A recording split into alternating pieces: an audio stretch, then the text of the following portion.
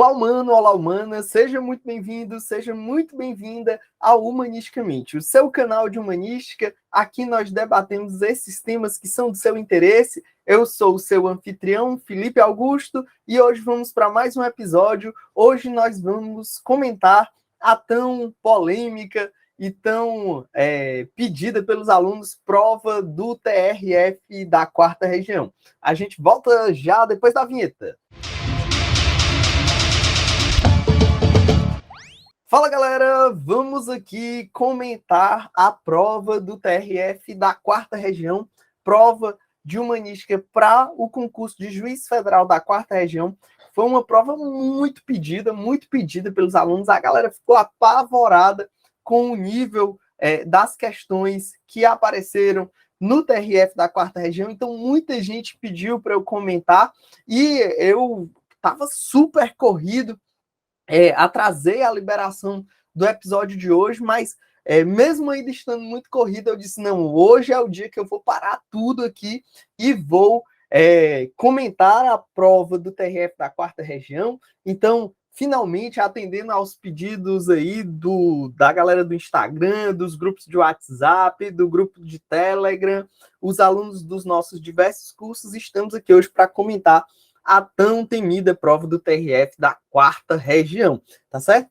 Galera, só lembrando a todos que nós estamos no YouTube, mas nós também estamos no seu agregador de podcast de preferência. Então, estamos no Spotify também, com o canal Humanisticamente, estamos no Deezer, estamos nas diversas plataformas. O Humanisticamente é literalmente um canal multiplataforma, estamos em vários canais tentando aí difundir, levar o conhecimento da humanística para onde você estiver. Então, tá na academia, quer ficar lá com o seu headphone, fazendo esteira e ouvindo um pouco de humanística, vamos estar juntos. Quer parar, botar no seu YouTube e assistir aqui a gente falando, pode ser também. E então, o convite que eu deixo para você, para que você possa sempre acompanhar aqui os nossos debates de humanística. Nosso público, essencialmente, são pessoas que se preparam para concurso de magistratura, defensoria pública, ministério público, mas se você é um alienígena a esse universo, não se sinta afastado, venha conosco, certo? As temáticas que a gente trabalha aqui são interessantes para diversas áreas aí do conhecimento humano. Galera, quero também deixar um convite aí, se você ainda não conhece, para conhecer o meu livro, o Manual de Humanística, Introdução às Ciências Humanas e à Teoria do Direito para Carreiras Jurídicas. Ele é interessante para quem estuda para as carreiras jurídicas em geral, magistratura, Ministério Público, Defensoria, delegado e, eventualmente, até procuradorias. Tá? E também deixo o convite para você conhecer o nosso curso de Introdução à Humanística, que trabalha todos os tópicos da Resolução 423 do CNJ, ou seja, todos os pontos de humanística que são cobrados em provas de magistratura e, eventualmente, se você está numa segunda fase de magistratura, os nossos cursos específicos para as segundas fases de magistratura, todas as segundas fases de magistratura, nós lançamos no Ouse Saber, que é o curso que eu sou fundador, onde eu ministro aulas de humanística. Sempre que tem uma segunda fase de magistratura, nós lançamos curso específico para os concursos de segunda fase de magistratura. Então, fica o convite também, se você está na segunda fase de magistratura, para conhecer o nosso curso de humanística para sua prova especificamente. Galera, vamos fazer os comentários das questões do TRF4. Já adianto que muita gente achou muito difícil a prova. Eu fiquei até com medo de resolver. Eu digo, rapaz, eu sou o autor do Manual de Humanística. Se eu não souber resolver essas questões, eu tô ferrado. Mas quando eu peguei, eu vi que, assim, na verdade, os temas que são trabalhados na prova estão dentro do nosso manual, não tem nada assim. Foi uma prova bem feita, certo? Foi bem feita, assim, no sentido de que o examinador, ao preparar, perguntou de uma forma inteligente, né? Não foi só aquele conhecimento, cara crachá. Você tinha que ter estudado o Manual de Humanística e pensar um pouquinho nos enunciados, o que aquilo ali queria dizer com base no que você tinha estudado. Mas eu tenho certeza, assim, que se você tinha dado uma estudada no manual e estava, assim, com um conhecimento um pouquinho mais sedimentado, dava para resolver sem dúvida nenhuma. É lógico, tinha umas questões assim, fora da caixa mesmo, difíceis, mas na grande maioria, questões plenamente compreensíveis, tá? E aí o seguinte, como a gente está no YouTube e também está nos podcasts, então algumas pessoas vão apenas ouvir a gente, não vão ver, eu vou fazer aquela dinâmica que eu sempre faço aqui quando comento questões, eu vou dar uma leitura da questão que fique compreensível também para quem está apenas nos ouvindo, tá? Mas para quem está no YouTube, está nos vendo no YouTube, eu vou aqui apresentar, vou fazer a transmissão das questões também, para ficar mais fácil de quem está no YouTube poder nos acompanhar também, tá bom? Então vamos lá. Vamos começar aqui. Para começar, o primeiro desafio, né, do TRF4, foram simplesmente 10 questões de humanística. Caiu humanística, assim, pesado. Mas não foi só humanística, para falar a verdade, foi humanística e direitos humanos. Teve muita questão de direitos humanos, assim, direitos humanos raiz mesmo, a gente vai comentar aqui. Mas vamos lá, porque a gente tem muita coisa para falar aqui hoje. Primeira questão, que foi a questão 90 da prova, dizia: assinale a alternativa correta. No sistema interamericano de direitos humanos, a reprovação da discriminação individual, institucional, sem, todavia, reconhecimento da dimensão estrutural da discriminação. Já está errado esse item. Por que esse item está errado? Se você pegar, por exemplo, a Convenção Interamericana contra o Racismo e demais formas de discriminação, documento recentemente integrado à ordem jurídica brasileira, inclusive com status constitucional, se você pegar os considerandos desse tratado, lá diz, né, que considerando a dimensão individual, institucional e estrutural do racismo. Então, a dimensão estrutural, ela também é trabalhada, é um ponto de partida para a análise da discriminação no cenário interamericano. Então, o item A está errado, certo? O item A está errado. Item B: desigualdades e discriminações estruturais devem ser levadas em consideração por juízes e juízas na condução das audiências, na escuta das partes e de seus argumentos, bem como na produção da prova pericial, o que requer, inclusive, circunscrever quesitos que tracem as motivações decorrentes dos processos interseccionais de opressão, como gênero, raça e orientação sexual. Isso está correto, certo? Era o item a ser marcado. Ou seja, o juiz e a juíza, eles devem sempre, na condução dos seus processos, estar atentos que atuam dentro de um sistema, dentro de uma sociedade que é marcada por um racismo estrutural. Então, eles devem fazer essas análises, inclusive na dimensão probatória, né? Isso é uma inferência que a gente faz de todo o arcabouço jurídico que a gente tem sobre o combate à discriminação, e especificamente a respeito de interseccionalidade. Para quem não sabe o que é interseccionalidade, isso é um tema que no Brasil foi muito trabalhado pela Lélia Gonçalves e a um nível planetário pela Angela Davis, que é o fato de existirem grupos humanos que têm camadas de discriminação sobrepostas. Então, as mulheres sofrem discriminação, os negros sofrem discriminação, os pobres sofrem discriminação. Então, você imagina uma mulher negra e pobre, ela vai ter 3 níveis de discriminação. Isso é o que nós chamamos de interseccionalidade, certo? É quando sobre uma mesma pessoa recaem diversos segmentos de discriminação.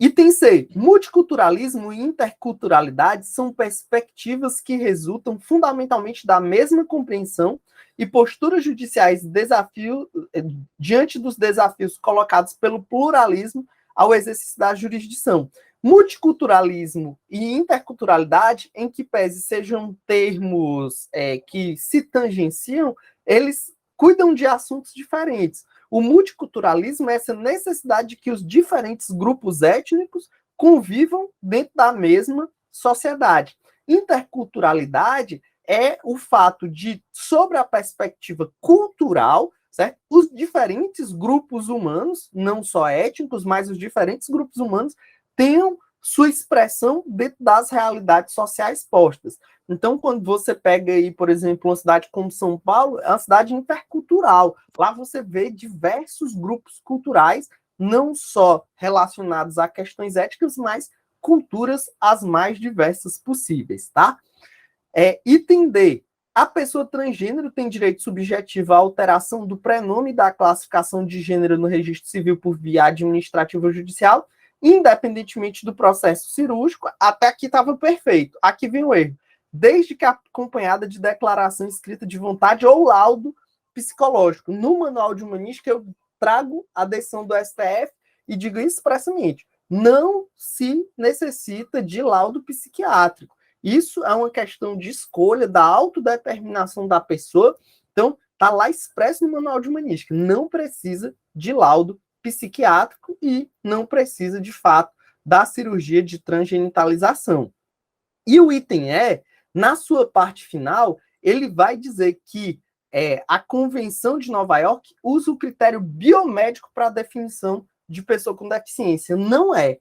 É o critério biopsicossocial. A deficiência não é apenas uma questão médica, é uma questão biopsicossocial. Envolve aspectos médicos, mas também psicológicos e tudo isso em interação com o meio social. Então, eu posso ter uma miopia, certo? É uma deficiência médica, mas eu não sou uma pessoa com deficiência. Porque no meio social, isso não limita a minha integração no meio social posto, tá ok?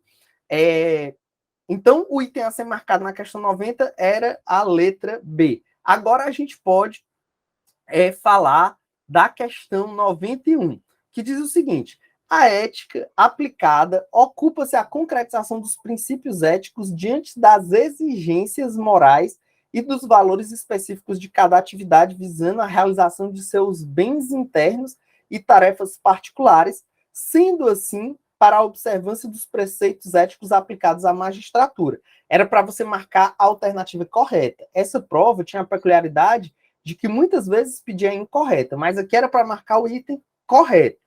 Item A. Para avaliar a correção moral da atividade da magistratura, basta estar presente a opinião majoritária e a forma costumeira de agir de seus membros. É óbvio que isso aqui está errado, né? O que define eticamente uma decisão como correta ou incorreta não é a postura da maioria das pessoas, né? Mas sim as questões axiológicas, técnicas, normativas envolvidas. Então, não é porque todo mundo faz uma coisa que aquilo é certo, né? Então, tem várias coisas que a maioria da sociedade faz que é uma coisa que nós sabemos que, do ponto de vista ético, do ponto de vista moral, é equivocado. Então, o item A está errado. O princípio da independência judicial na relação entre os membros da magistratura repele a interferência judicial de outro magistrado e inadmite influências externas indevidas à convicção do magistrado na solução dos casos em que se insere e a garantia do livre convencimento, que permite ao juiz interpretar o direito sem distanciar-se de suas convicções religiosas. O que deixa, obviamente, essa parte final dizendo que o juiz que está permitido ao juiz interpretar o direito sem se distanciar das suas convicções religiosas, é óbvio que isso está errado. Por quê? Porque o juiz ele não vai poder julgar as pessoas com base nos seus critérios religiosos. O Estado é laico. O juiz ele pode ter suas convicções religiosas, mas ele não pode julgar as outras pessoas com base nas suas convicções religiosas. Então, a alternativa B está errada por conta dessa parte que vem do vírgula, que permite ao juiz, a partir daí está errado. Antes disso, estava tudo certo. Inclusive, está em consonância com o que falam os princípios de Bangalore no que tange à independência do juiz. O clamor público, ou mesmo a eventual intensidade da crítica ao público, quando determinantes no procedimento ou decisão judicial, comprometem a virtude da independência e imparcialidade. Certo era o item a ser marcado, essa questão estava fácil, né? Bem fácil, você vê que era bem fácil. Você nem precisava conhecer os princípios de Bangalore para perceber que estava certo. E isso é um trecho expresso dos princípios de Bangalore. Quando os princípios de Bangalore, que é aquela proposta de código judicial mundial feito pela ONU, quando ela fala da independência e imparcialidade, ela fala expressamente que o juiz, né, deve ter cuidado com o clamor público, que um clamor público, uma pressão social sobre o juiz, isso pode comprometer sua independência e imparcialidade. Então, o item a ser marcado era a letra C, era o item correto. Mas vamos ver D e E. D. A adoção do juiz de medidas que fogem à ortodoxia. A adoção pelo juiz de medidas que fogem à ortodoxia dos meios processuais que o ordenamento positivo lhe coloca à disposição, assim como a realização espetaculosa de atos restritivos de direitos investigados, não justifica a preocupação com a observância do dever de imparcialidade. É errado, né? É óbvio que um processo penal baseado numa lógica de espetacularidade, né? A famosa espetacularização do processo penal, isso compromete a imparcialidade do juiz. Então, esse item está bem errado. Os padrões éticos aplicáveis à magistratura não chegam ao ponto de exigir, em matéria de imparcialidade, além da autocrítica diante da reprodução de estereótipos negativos. Errado. O juiz, ele não está sujeito apenas ao crítico, a crítica da autocrítica, a sua própria crítica, tem órgãos de correição que estão à disposição da sociedade também para analisar eventuais desvios éticos do magistrado. Então, não existe apenas a autocrítica como forma de controle do magistrado no que tange ao seu comportamento ético. Questão 92. Aqui, já era aquela situação que pedia o item incorreto, certo? Então, pediu o item correto. Colocava uma pequena introdução, mas essa pequena introdução não era nem relevante para a gente analisar as alternativas. E lembrando que queria o item incorreto. O item A dizia, na esteira de Emile Durkheim, considerado um dos autores fundamentais da sociologia, até aqui está certo, né? Um autor que a gente trabalha muito no Manual de Humanística, a criminologia crítica compreende a conduta desviante não como uma propriedade do ato em si, mas como um fenômeno de reação social que define o que é desvio e a ela se opõe, sem correspondência necessária às mais relevantes necessidades individuais e coletivas. Isso está certo, certo? A criminologia crítica é uma vertente da criminologia que tem inspiração em Durkheim. Durkheim entendia a criminalidade, isso está no nosso manual de humanística, a gente fala sobre isso lá, ele entendia a criminalidade como um processo natural, típico da vida em sociedade. E a criminologia crítica, ela parte desse pressuposto, dizendo que essa conduta criminosa é uma reação social a essas desigualdades e iniquidades das sociedades humanas. B. Dentre os conteúdos jurídicos do direito à igualdade, é inadmissível o emprego de estereótipos raciais negativos, como a proposta deste STF na ação que julgou as ações afirmativas nas universidades. Correto, é óbvio que a igualdade combate estereótipos negativos e sim o STF apreciou essa questão, né, nessa ação que cuidou das ações afirmativas nas universidades. C. O STF, ao decidir sobre reserva de vagas para pessoas negras em concursos públicos, salientou a reprovação constitucional aos processos sociais de estigmatização racial e os seus efeitos, concluindo pela violação ao princípio da igualdade como reconhecimento. Até aqui tudo certo. De fato, a igualdade como reconhecimento foi um ponto expresso que o ministro Barroso bateu nessa decisão sobre ações afirmativas em concursos públicos, tema que a gente também fala no Manual de Humanística. Eu falo bastante dessa ideia de igualdade como reconhecimento. No entanto, evitou fundamentar a decisão alegando o direito de reparação diante do estigma moral da escravidão. É errado, né? Errado. Então, o item errado a ser marcado era a letra C. Não, de forma nenhuma o STF se privou de enquadrar o problema, racial no Brasil da escravidão. A escravidão é uma chaga que deixa marcas inquestionáveis na nossa realidade histórica, e sim, o STF enfrentou esse tema, então está errado essa letra C por conta dessa parte final. D. O tratamento preferencial em serviços comunitários de saúde em favor de pessoas com transtorno mental vai ao encontro do dever de evitar o constrangimento ilegal, estigmatização e etiquetamento jurídico. Isso está correto, letra D correta. E é conforme a Corte Interamericana de Direitos Humanos, a legislação nacional que, em matéria de casamento, se utiliza de uma denominação específica para casais do mesmo sexo, diversa daquela para casais de sexo opostos, incorre em diferença estigmatizante. Isso está correto. Isso a Corte Interamericana de Direitos Humanos decidiu na opinião constitutiva número 24, certo? A opinião constitutiva número 24, ela diz que as pessoas do mesmo sexo têm direito ao casamento, sendo essa instituição chamada de casamento, tá certo? Tem que ser chamado de casamento sob pena disso ser uma discriminação estigmatizante. Isso é um ponto que também é tratado no nosso manual de humanística, lá na parte de direito antidiscriminação. Assim, podemos ir para a questão 93, tá? Questão 93 que pedia o item correto, certo? Mas aí ele trazia itens, 3 assertivas, que poderiam ser certas e erradas, e embaixo perguntava: A, apenas 1 e 2, B, 1 e 3, 2 e 3, e assim por diante. Todos estão certos, todos estão errados. Era esse tipo de questão. Então, a 93, primeira alternativa.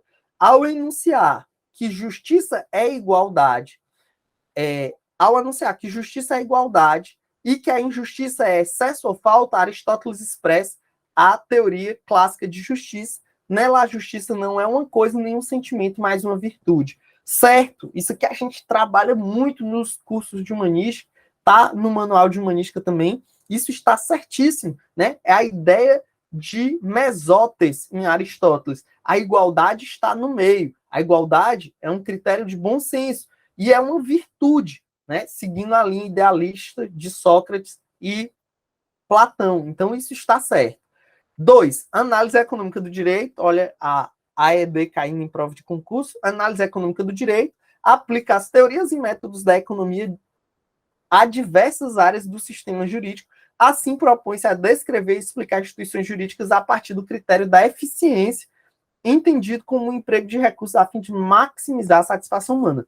Perfeito, é justamente isso. Essa ideia de eficiência também é muito trabalhada no nosso manual de humanística, quando a gente vai explicar a ED. Item aí, sem dúvidas, era mais uma alternativa correta. E 3, a análise econômica do direito, quando propõe avaliações normativas das soluções jurídicas e do funcionamento do sistema jurídico, sujeita-se às críticas endereçadas ao utilitarismo, seja por questões como distribuição, seja por subordinar os indivíduos ao agregado dos resultados. Também há um item correto no manual de humanística e no nosso curso de introdução à humanística, é uma coisa que eu falo bastante também, que a análise econômica do direito é herdeira da tradição utilitarista. O pragmatismo, dentro de onde brota a análise econômica do direito, ela segue a tradição utilitarista. Então, por via de consequência, ela, a AED, a análise econômica do direito, também vai ser consequencialista. E o utilitarismo é muito criticado pela filosofia moral por conta disso, e a análise econômica do direito também o será. Então, todas essas alternativas estavam corretas, o que faz com que o item a ser marcado fosse a alternativa D, que diz justamente todas estão corretas, todas as assertivas, certo?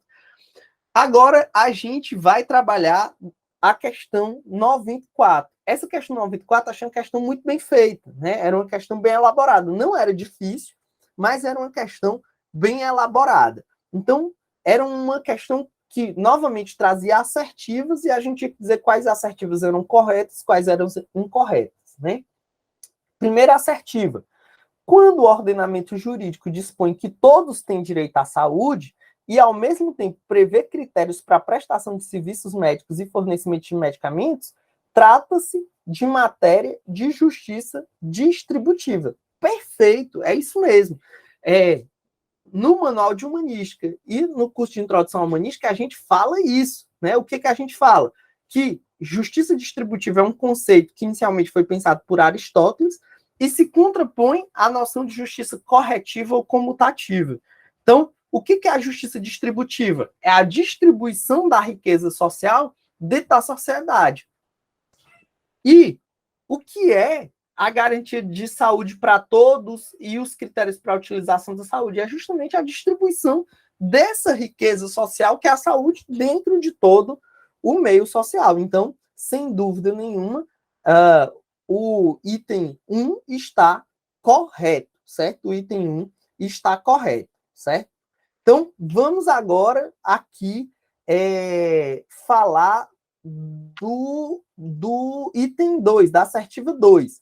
A assertiva 2 diz: o artigo 37, parágrafo 6º da Constituição Federal, ao prever que as pessoas jurídicas têm de direito público e as de direito privado prestadores, é o artigo que traz a responsabilidade administrativa do Estado, né? O fato de a administração ter responsabilidade objetiva e poder entrar com a ação de regresso contra os agentes públicos causadores de dano.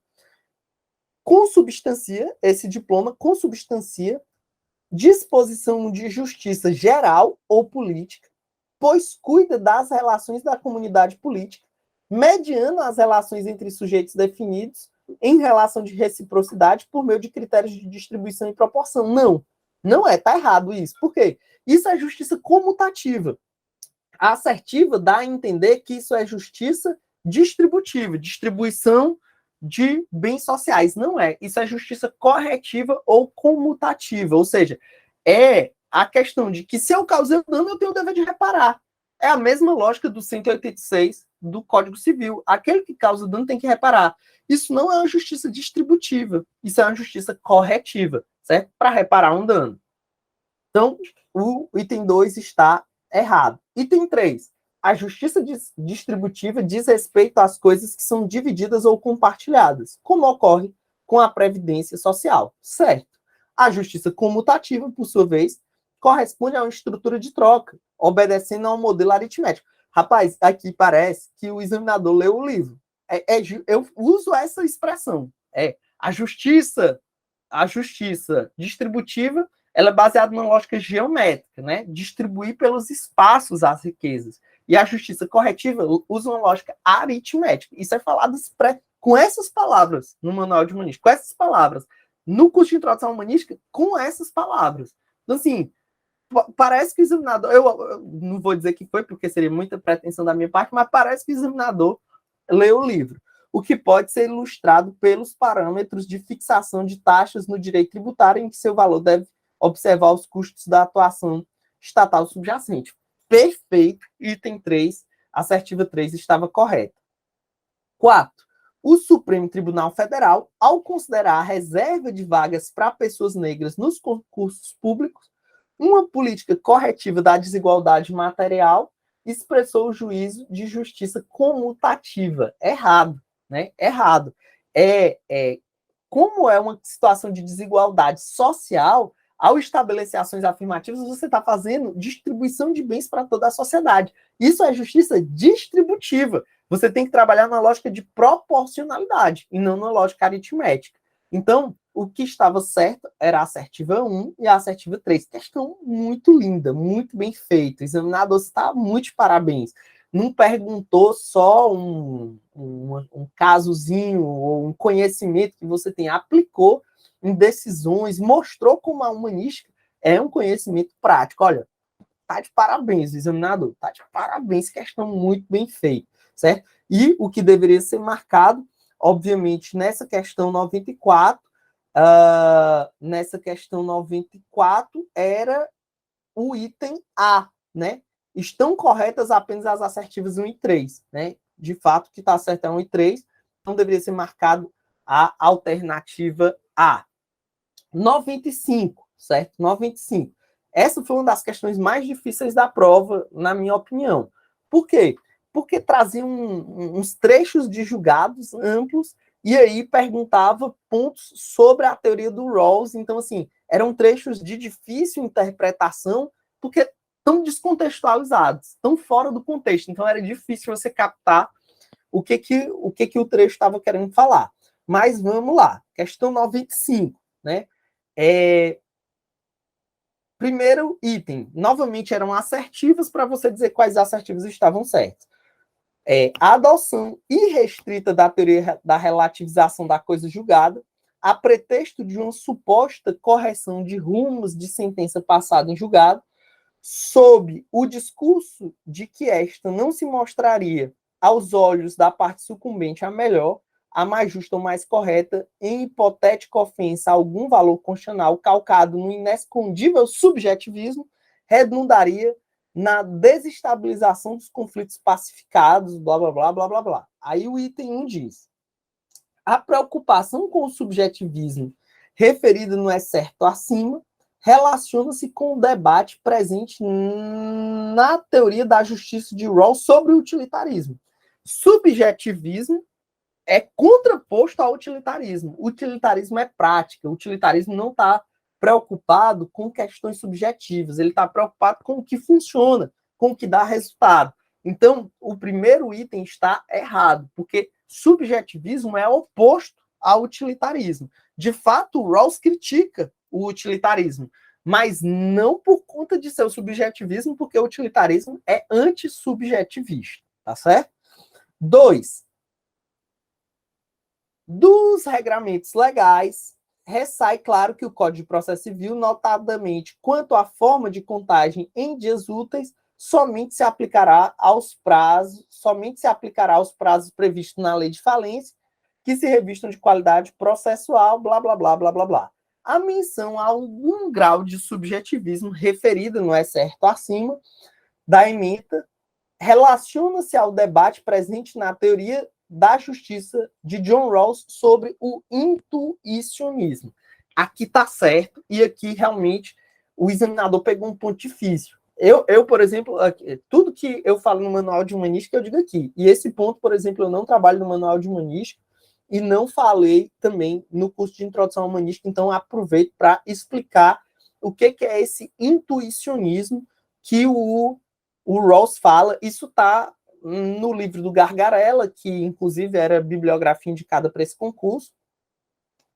O que é esse intuicionismo? É a ideia de que os valores sociais, os critérios de justiça, eles existem e podem ser intuídos, certo? Você é capaz de, por meio da intuição, saber o que é justo e injusto numa determinada situação.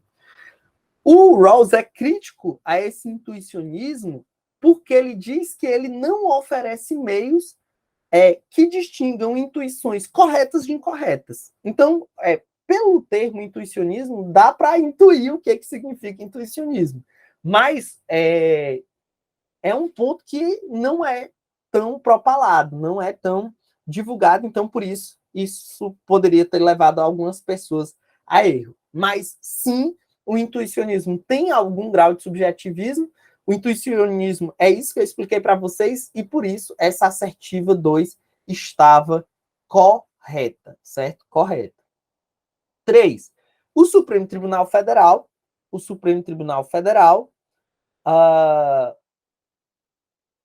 rejeitou, diante do regime legal então vigente, a pretensão de excluir do rol de crimes hediondos as formas simples de estupro e atentado violento ao pudor. Blá, blá, blá, blá, blá, blá, blá, blá, blá.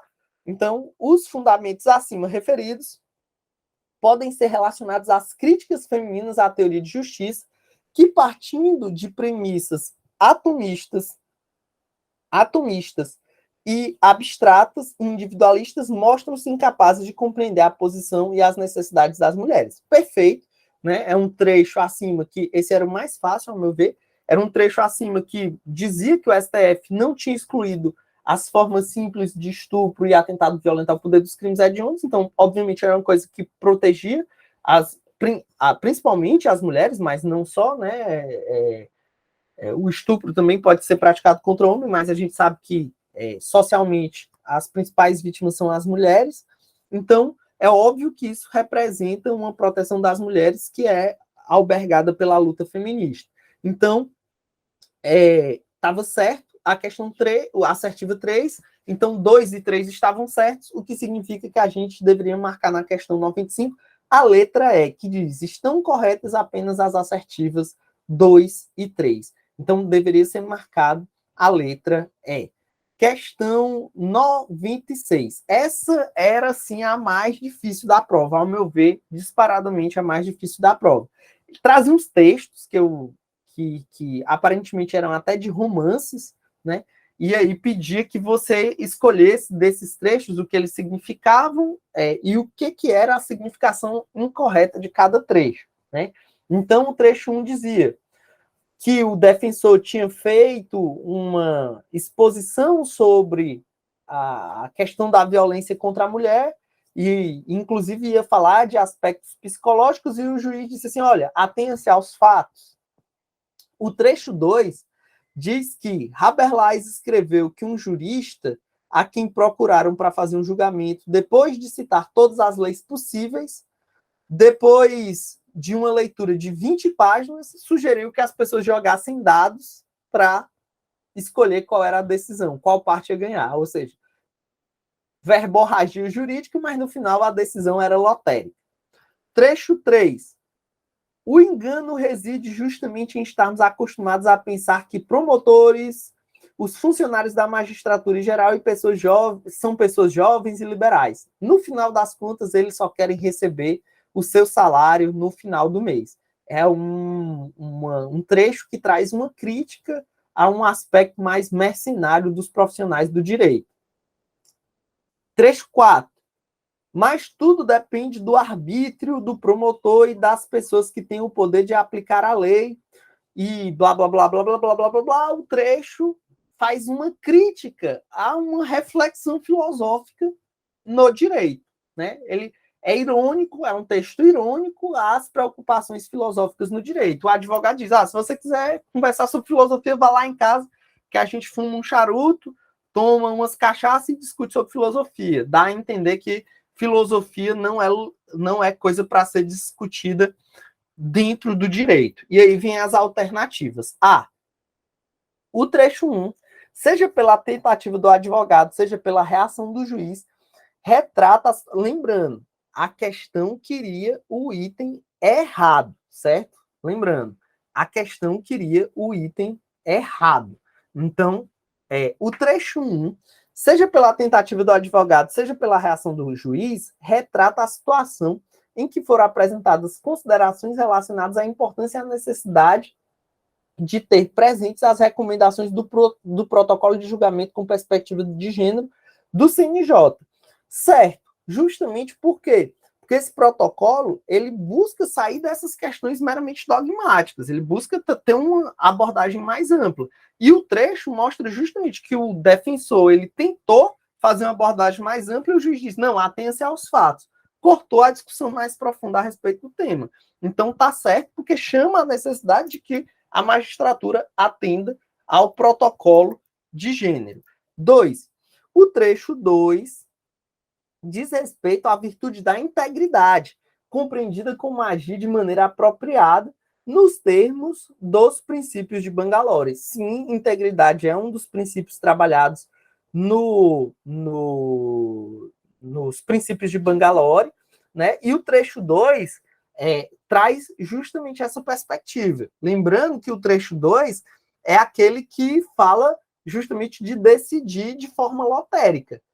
As decisões lotéricas, elas comprometem a noção de integridade do judiciário. Então, o item 2 está correto, o que faz com que a letra B seja correta, como a nossa questão que é incorreta não era essa que deveria ser marcada.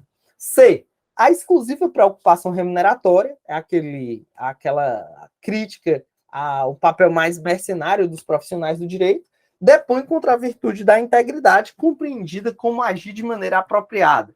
Novamente, integridade conforme os princípios de Bangalore, sim, está certo, isso depõe contra a integridade. D. A ironia sobre o papel da filosofia nas questões gerais, que é justamente o que nós encontramos no trecho 4, aquela ironia, né? Do cara que diz, quer conversar sobre filosofia, vamos lá em casa beber cachaça e fumar um charuto. Essa ironia alerta para o dever de conhecimento e de capacitação relativa às matérias e às técnicas e às atitudes que levem à máxima proteção dos direitos humanos e ao desenvolvimento dos valores constitucionais previstos no Código de Ética da Magistratura, em mesmo patamar e intensidade que o dever de conhecer e capacitar-se as matérias especificamente jurídicas. É justamente o oposto, né? Esse trecho 4, ele critica isso, né? Ele critica a necessidade de capacitação. Então, está errado, porque o trecho 4, ele faz justamente o oposto a isso, né? E também não dá para dizer que é no mesmo patamar. Não sei se é no mesmo patamar, né? Tem que ter essa preocupação filosófica, mas não sei se é no mesmo patamar. E o diz, nenhum dos trechos citados acima diz respeito à virtude da independência. É errado, né? Porque quando fala, por exemplo, aliás, isso está certo, nenhum fala sobre independência. Falam sobre integridade, principalmente, não falam sobre a independência. Então, esse item está certo. Nenhum dos trechos fala da independência.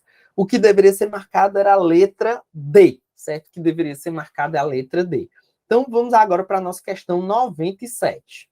Questão 97. Dadas as assertivas abaixo, assinale a alternativa correta. Essa aqui já que é a alternativa correta.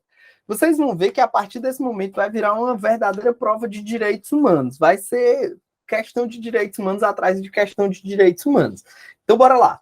Questão 97, alternativa correta, diferente da mesma forma que vinha acontecendo, assertivas para você analisar quais são certas, quais são erradas. Então, bora lá. As comunidades indígenas são, de acordo com a Corte Interamericana de Direitos Humanos, é uma questão baseada na jurisprudência da Corte Interamericana de Direitos Humanos. Então, vai perguntar: as comunidades indígenas são titulares do direito de propriedade sobre seus territórios? Sim.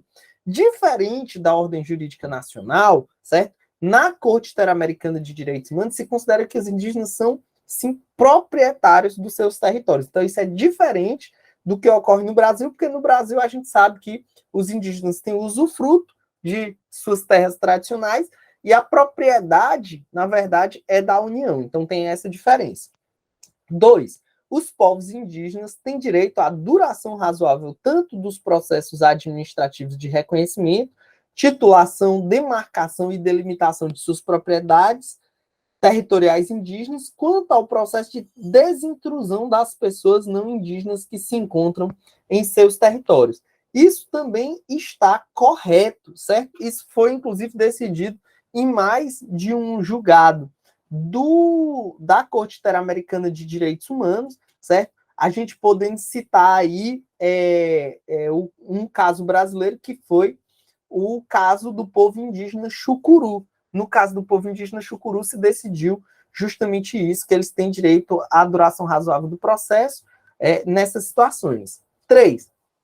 Os estados devem consultar ativamente e de maneira fundamentada os povos indígenas interessados antes de adotar e aplicar medidas legislativas administrativas que os afetem. Além disso, as consultas devem realizar-se de boa fé, por meio de procedimentos culturalmente adequados e devem ter por finalidade chegar a um acordo. Perfeito, está correto, isso é o que dispõe a OIT 169, que é o principal tratado que cuida dos direitos indígenas, trabalhado também no nosso manual de humanística, certo? Então, estava no manual de humanística isso aí também. A Convenção número 169 da OIT e outros tratados internacionais de direitos humanos que não integram o sistema interamericano de proteção não podem ser utilizados pela Corte Interamericana de Direitos Humanos para analisar o conteúdo e o alcance da CAD, da Convenção Americana de Direitos Humanos. Isso está errado. Por mais que a Corte deva julgar fundamentando com base em tratados do sistema interamericano e da própria CAD, da Convenção Americana de Direitos Humanos, a OIT 169, como outros tratados internacionais, podem ser utilizados como fontes éticas, como vetores interpretativos de orientação. E a Corte faz muito isso. A Corte tem muitos julgados sobre direitos indígenas e ela sempre utiliza, quando é matéria indígena, a OIT 169 como um parâmetro, como um vetor hermenêutico de interpretação. Então, a assertiva 4 estava errada. Então, o item a ser marcado na nossa questão 97 era a letra A, porque estavam corretas as assertivas 1, 2 e 3, certo? Então, questão 97, letra A. Era uma questão basicamente de direitos humanos, né? A parte de direito antidiscriminação. 98, questão 98, que é a correta, né? E apresenta algumas assertivas, certo? É basicamente aqui jurisprudência da Corte Interamericana de Direitos Humanos. Então, bora lá. De acordo com a Corte Interamericana de Direitos Humanos, o direito à saúde é um direito autônomo protegido pela Convenção Americana dos Direitos Humanos e exige, em situações de urgência, que os estados tenham uma adequada regulação de serviços de saúde, oferecendo serviços necessários de acordo com a disponibilidade, acessibilidade, qualidade e aceitabilidade das condições de igualdade e discriminação, certo? Isso está correto, certo? Isso está correto. Isso foi julgado da Corte Interamericana de Direitos Humanos, é um julgado da nova leva da jurisprudência da Corte. A Corte, durante um tempo, era bastante autocontida para julgar temas de direitos sociais, mais recentemente começou a julgar envolvendo direito à saúde, e nesses julgados mais recentes envolvendo direito à saúde, ela decidiu justamente nesse sentido. 2. Segundo a Corte Interamericana de Direitos Humanos, os estados estão proibidos de devolver, expulsar, deportar, retornar, rechaçar na fronteira ou não admitir de qualquer maneira transferir ou remover uma criança a um estado quando sua vida, segurança e ou liberdade estejam em risco de violação por conta de perseguição, ameaça, violência generalizada ou violações de massa aos direitos humanos. Perfeito. Na verdade, não só as crianças, mas as pessoas em geral. Isso é o chamado princípio do non-refoulement. Você não pode, né, pegar uma pessoa, um refugiado, e mandar ele para um lugar onde você sabe que ele vai ser perseguido. Então, esse é o princípio do non-refoulement, é um princípio tradicional do direito internacional e dos direitos humanos. Então, de fato, não se pode fazer isso. Então, a assertiva 2 está correta. Segundo o Pacto Internacional dos Direitos Civis e Políticos, os direitos à vida e de não ser submetido à tortura ou à escravidão e à proibição, discriminação, não podem ser suspensos, mesmo em situações que ameaçam a existência da nação. Isso está correto, certo? Isso é o que a gente chama de cláusula pétrea convencional. A CAD também, a Convenção Americana de Direitos Humanos, também tem cláusulas pétreas convencionais. São direitos que não podem ser suprimidos nem mesmo quando a própria nação esteja ameaçada em sua subsistência. Isso a gente trabalha, eu trabalho esse ponto no meu curso de Direitos Humanos, no Ouse Saber. Além dos cursos de Humanística, eu também sou professor de Direitos Humanos. E no nosso curso de Direitos Humanos, a gente trabalha todos esses temas de direitos humanos que eu estou falando aqui para vocês, que eu disse que essa prova era metade humanística, metade direitos humanos, todas essas matérias de direitos humanos a gente trabalha lá no nosso curso também. E é um curso aí que, a depender de quem você é e onde você mora, se você sair para jantar, o seu jantar pode ser mais caro do que o valor desse curso. Então, convido você a conhecer nosso curso de direitos humanos, se você está fazendo essas provas de magistratura em que cai temas de direitos humanos de forma mais aprofundada. 4. Na sentença do caso Favela Nova Brasília versus Brasil, a Corte Interamericana de Direitos Humanos condenou o Brasil a estabelecer mecanismos normativos necessários para que, na hipótese de supostas mortes, tortura, violência sexual decorrente de intervenção policial, em que, prima facie, policiais apareçam como possíveis acusados, desde a notícia crime, delegue-se a investigação para órgãos independentes, como as autoridades judiciais e Ministério Público. Certo? Isso foi precedente da Corte Interamericana de Direitos Humanos contra o Brasil, foi o caso Favela Nova Brasília, caso Favela Nova Brasília versus Brasil, e que foi decidido justamente isso. Foi um caso de chacina policial que ocorreu no Rio de Janeiro, e a decisão da corte foi justamente nesse sentido. Então, estão certos, todas as assertivas estão certas, tá? Então, o que deveria ser marcado nessa questão 98 era letra D. Todas estão corretas, tá? Questão 99, aqui pedia a incorreta, certo? Aqui já pedia a incorreta, por sua vez, queria a questão incorreta.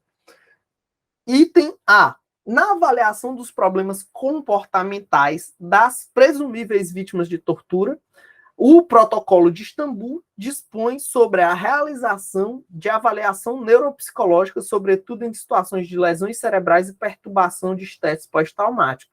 Perfeito. O que é o Protocolo de Istambul? É justamente um manual para investigação e documentação da tortura, tá? É um protocolo, é uma norma de caráter soft law da ONU, mas que o CNJ defende que a magistratura busque implementar. Então, esse é o Protocolo de Istambul. Então, sim, em caso de possíveis lesões cerebrais e estresse pós-traumático, é importante a realização de avaliação neuropsicológica, tá? Então, isso está correto.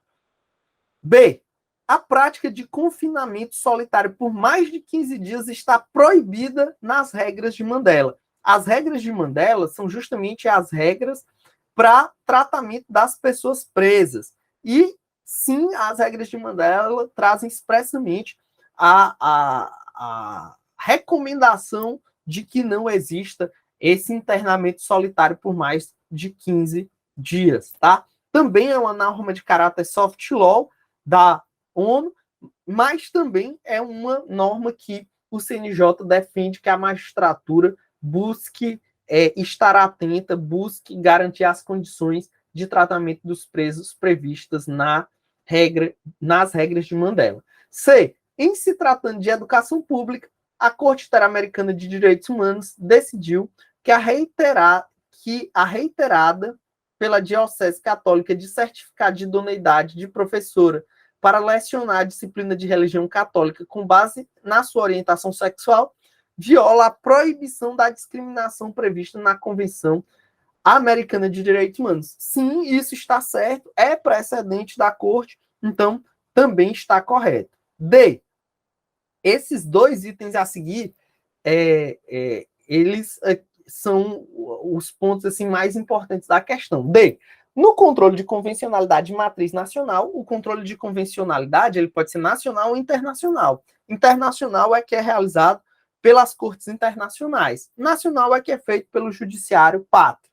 Então, no Brasil, o controle convencional de matriz nacional, ou seja, o controle realizado aqui no Brasil de convencionalidade, deve ser exercido exclusivamente pelo STF. Errado, certo? E se está errado, errado assim, erradíssimo, né? Por quê? Porque qualquer juiz pode realizar o controle de convencionalidade, tal como qualquer juiz pode realizar o controle de constitucionalidade. Então, o item a ser marcado era o D.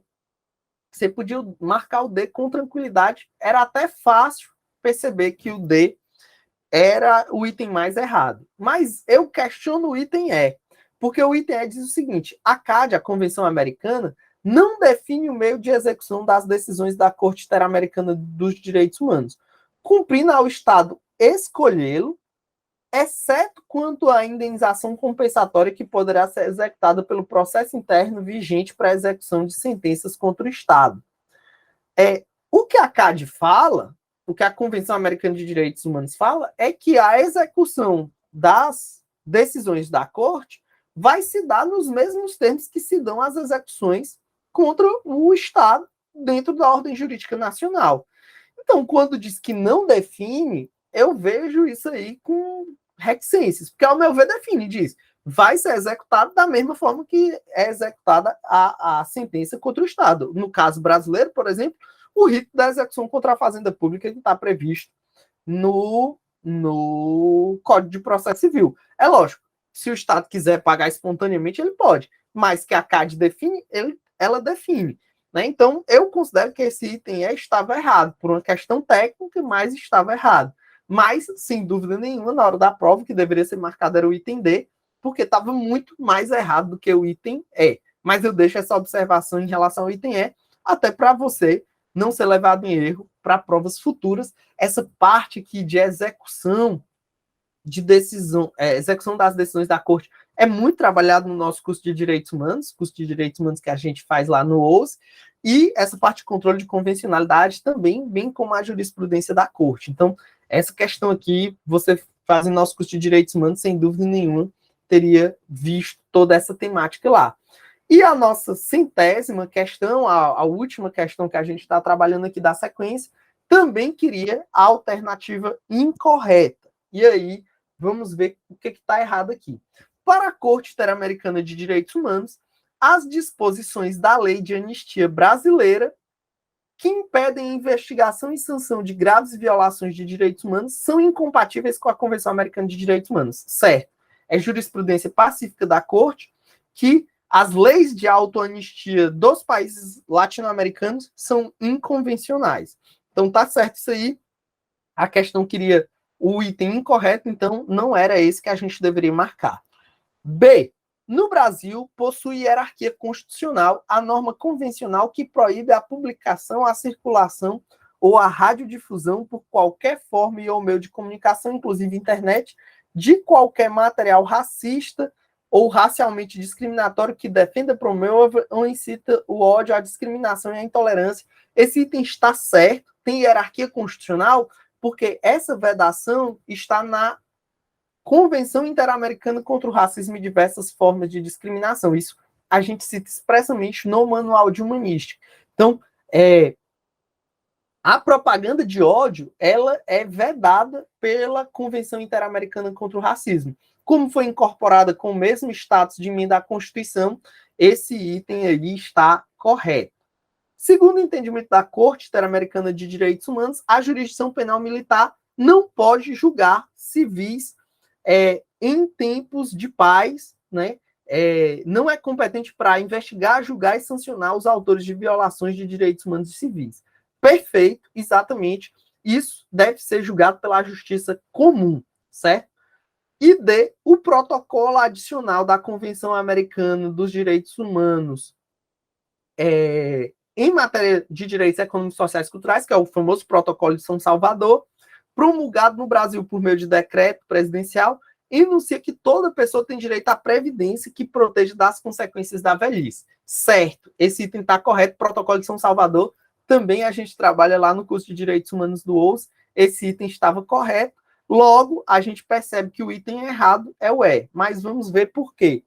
O Conselho de Direitos Humanos está vinculado na ONU ao Conselho de Segurança. Errado, não está vinculado ao Conselho de Segurança, tá? O Conselho de Direitos Humanos está vinculado ao Conselho Econômico e Social da ONU. Então, não é vinculado ao Conselho de Segurança, mas sim ao Conselho de Desenvolvimento Econômico, Social e Cultural.